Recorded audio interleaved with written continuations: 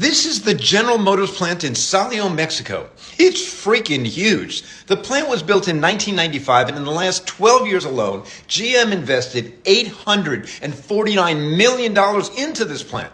Workers here make between $9 and $23 per day as compared to U.S. workers in GM plants who make between $18 and $32 per hour.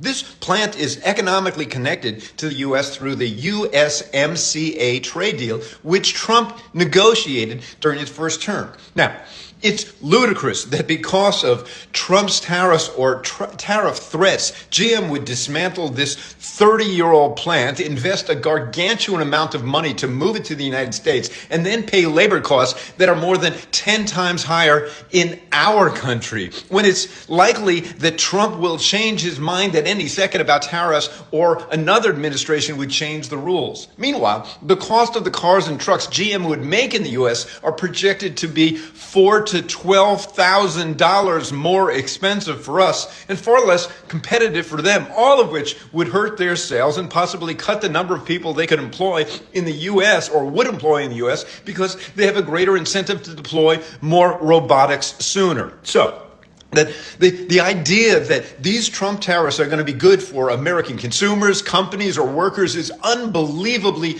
absurd, which brings us to the real reason that Trump is doing these tariffs. It certainly appears to be all about extortion. Trump is now getting executives and others to pay him $5 million for a private dinner with him, and no doubt he is inclined to look positively at those that buy his crypto coin or shares of his massive money-losing social media company as non-traceable ways to funnel money to him. It sure looks like Trump is tanking the U.S. economy and terrorizing U.S. companies and our allies so he can personally get even richer.